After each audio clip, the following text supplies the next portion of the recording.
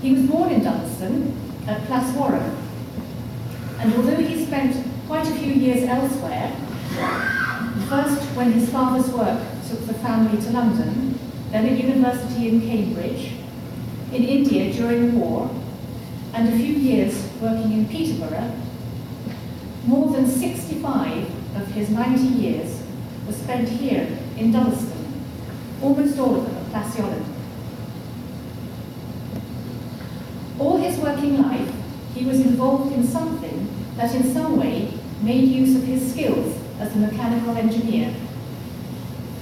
During the war, he worked on an island in Bombay Harbour, degaussing ships, that is, demagnetizing them, so that they wouldn't attract mines. After that, in Peterborough, he was at Perkins Diesels, developing engines. But he hated the long hours indoors, and he wanted to get out in the light. This was why, in 1949, he decided to join his father, who had retired from the Navy, and come to Plaswarren to run the farm here. Roger loved his cows. They all had names, and he milked them himself for 25 years non-stop.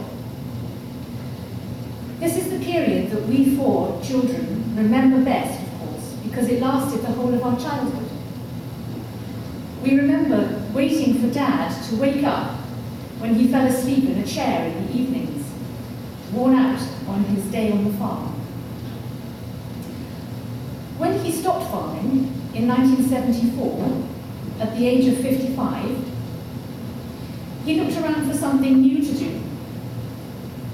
And that's when the first chain machine arrived at Plaswarren.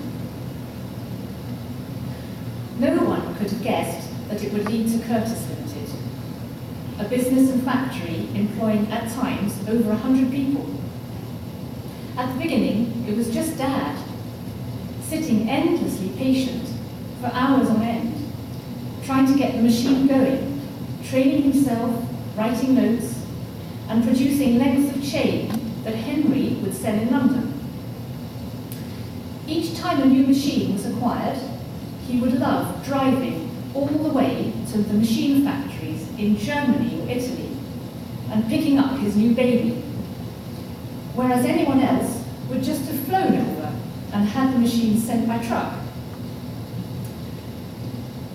The way the business developed thereafter is a whole other story. But from the point of view of Roger's story, the important thing is that it gave him another 20 years of work in a field that he loved, surrounded by machines. He only stopped working when he was 75, around the time that he developed the first symptoms of Parkinson's disease. He had a lot of interests outside work, and obviously there isn't time to mention all of them, but perhaps the one that stands out is cars. His lifelong love of cars was legendary.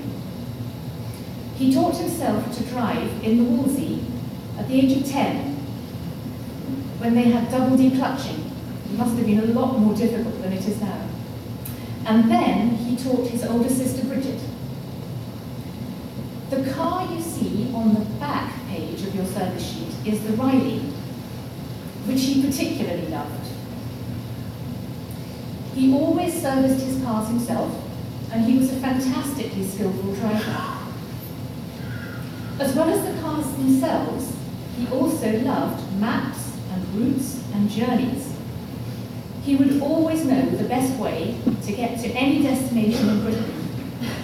And if you were passing through Plaswarren in those pre-sat-nav days, he would give you meticulously prepared advice, giving road numbers, distances, and estimated time to every point on your journey. In recent years, he loved being driven around by friends, family, or carers, especially into the hills, to Ruavan Mountain, Altibadi, the Horseshoe Pass, the Iglusic Rocks, and so on. As his sight began to go, he would still know exactly where he was, even if the driver didn't.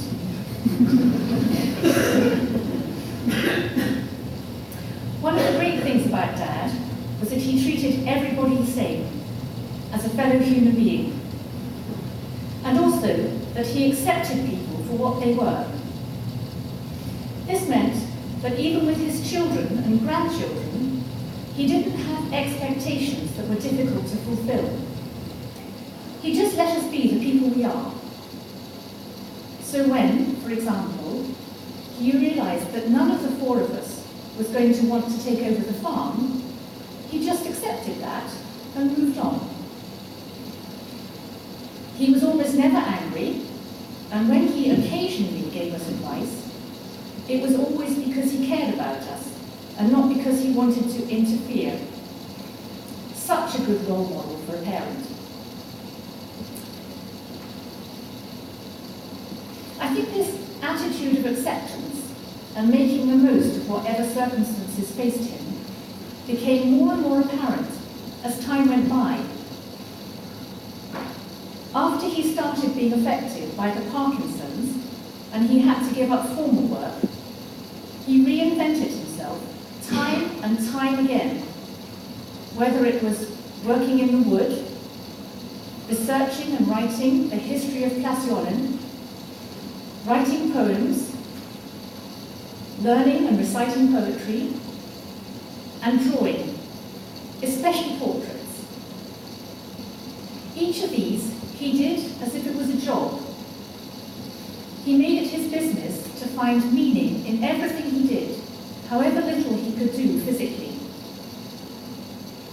He lived in the moment, and whatever he was doing, whoever he was talking to, whatever he was talking or thinking about, that was what was important. When all he had left to do was to exercise his mind, that's what he did. He loved words and crosswords, and he was in the middle of last Thursday's crossword when he died. On that last day, he also said, "I've had a wonderful life, and life is wonderful."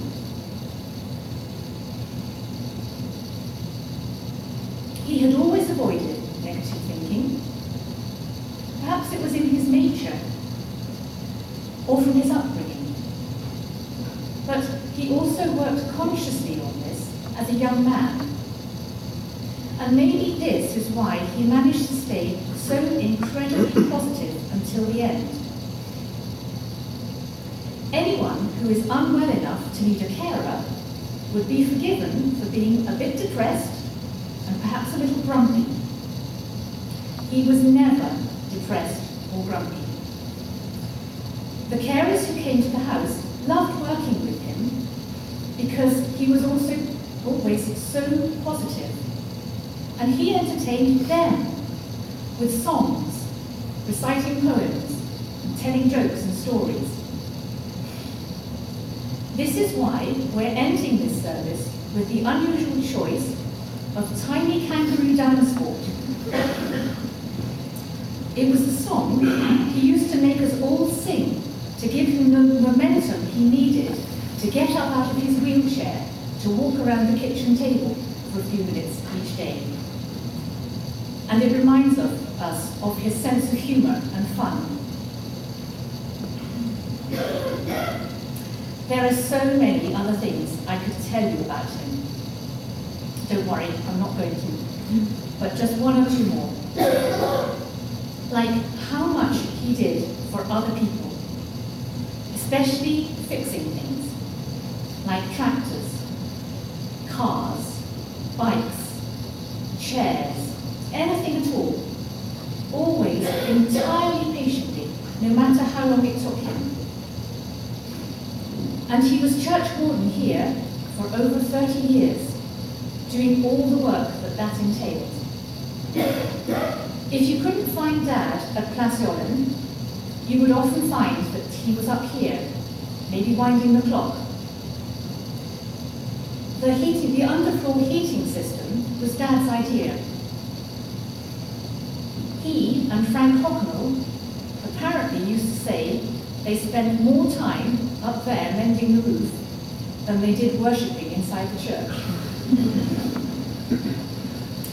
And last, but not least, I'd like to pay tribute to the loyal and loving support that he gave and received from Liz during their 56 years together.